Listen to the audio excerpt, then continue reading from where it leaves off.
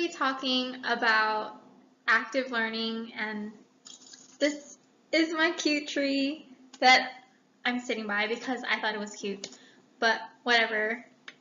Yeah. Okay, so I'm going to be talking about active learning, and active learning is basically what the name is, like you're actively learning. It is learner-centered, not teacher-centered, so that the students, like, they collaborate. It helps students think about what they're learning instead of just listening to the teacher lecture, which can get boring sometimes. So then we just need the students to just participate and have like a comprehensive learning. So it's useful. It maximizes students' engagement with each other, with the class, with their content. And the person that developed this theory is theorist Charles C. Bonwell. It's that guy on the screen. And he was honored by the Association of Higher Education and the Carnegie Foundation of Advancement of Teaching. And yeah, it's a cool guy. Okay, so some active learning exercises is things like that will get students involved with each other more, having the students think about their own learning instead of just listening to the teacher. So then it includes class discussions. We all heard the phrase think, pair, share. Guided lectures. We have students that work on problems with each other. So pair with a student, your elbow partner, and practice the content together. Or we could do when students analyze poems, photography, films, any outside art, that would help, and it engages the students more. So these are some active learning exercises that can be incorporated in the classroom. Okay, why active learning? So I had this one teacher in high school. It was my senior year of high school, and it was Avid. And she was just really good at making the class like learn for themselves, or like making the class like appreciate learning and collaborating and just having like small group discussions instead of her just like lecturing. And she just really wanted the class to be engaging with their learning, like understand why they're learning what they are. And like in Avid like itself, there's a lot of like implements within Avid to promote active learning. So we'd have like this thing called tutorials, and every Tuesday, Thursday we'll have small group tutorials, like just like based on like all the students. So there'd be like a section for like math, English, science, and like any other psychology, any other group or subject. And then each student in that group would like put their problem on the board, and then the other students in that circle would help that student solve that problem. So it's strictly student-based. The teacher would just walk around making sure everyone's focused, but it was really just having students collaborate, and they're like sharing with each other, which I think really helped. Okay, so some of the characteristics, these are like student developments, acquisition of knowledge, and motivation. So it just helps the students have a greater sense of what they're learning.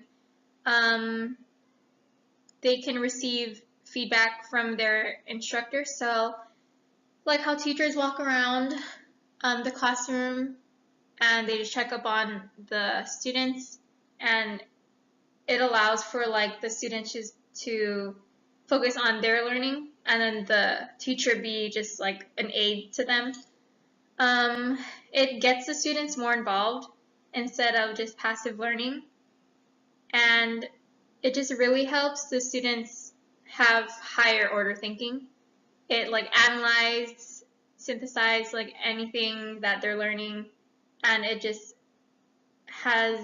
it allows for students to explore other parts that will help their own learning. Okay, so differences in learning. No student is alike. I know that I have different ways of learning too, so other students will.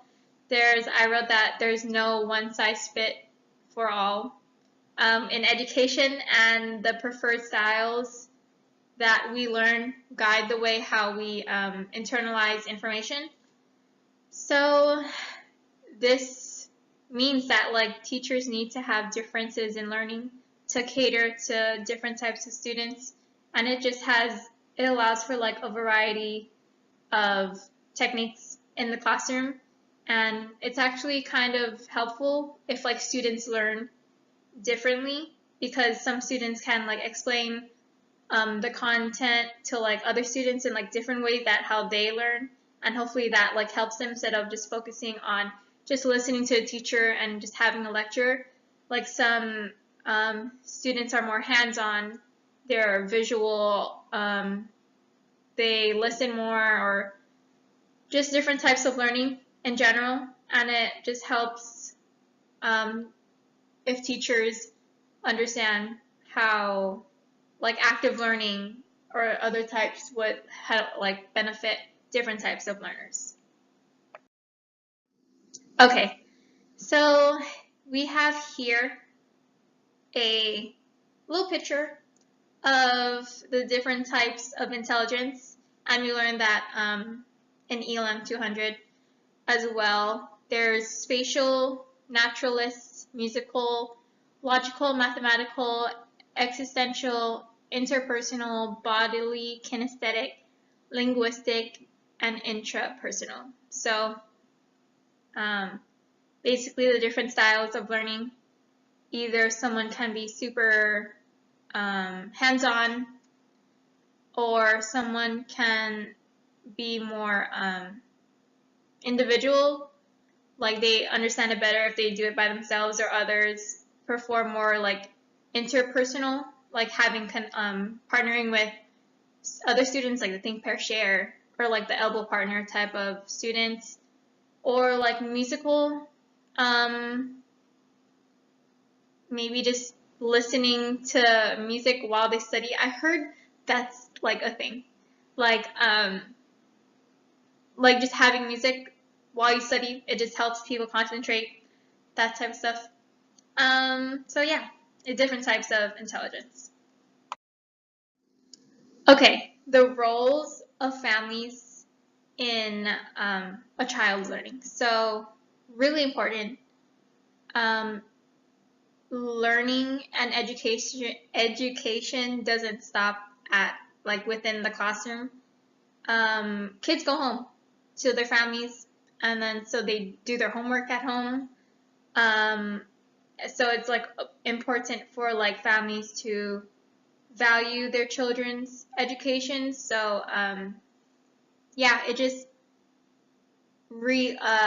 like connects like daily lives of the students with like instruction from the classroom. And the role of family is to just be supportive and like more involved. Like studies show that involved parents really produce students that like have more social skills, or that are more able to like want to care for their learning, because they see that their parents care, so then they want to exhume like the same positive attitude for school. And yeah, it's important. I know if like my parents, they were pretty involved. Not like they really cared about school, like this, like the traditional like Asian like parents, like you have to do well in school to do stuff. And I don't know, they made sure that I knew that education was important. So the role of families really helps with a student's learning.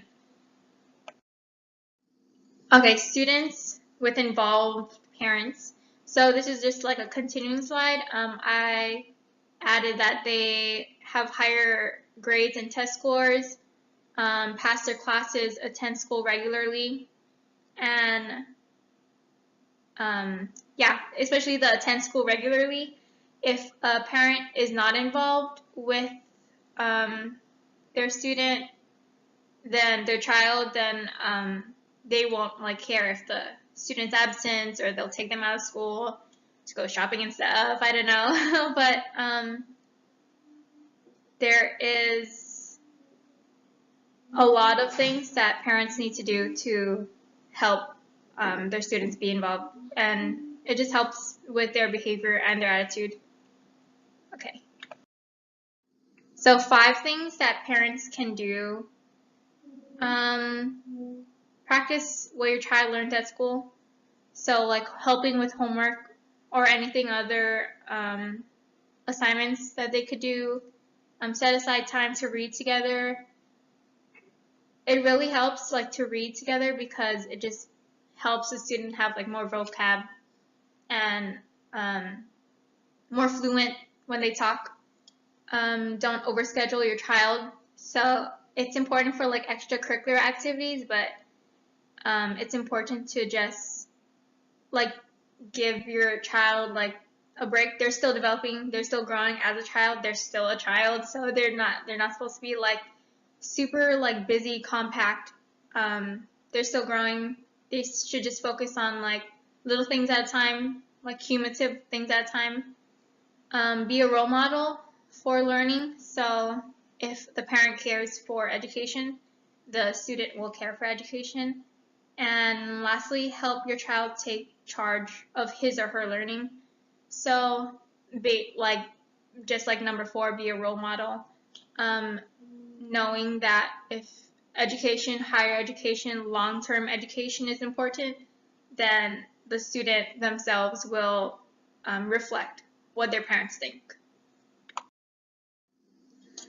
Okay, so this is my references. It's all in alphabetical order, and yeah, I hope I've explained active learning really well. That's what this presentation was, just active learning, the differences in learning, how families can get involved, and I guess steps or like tips for parents to get involved. But yeah, have a good day. Look at this tree, isn't it cute? Okay, bye.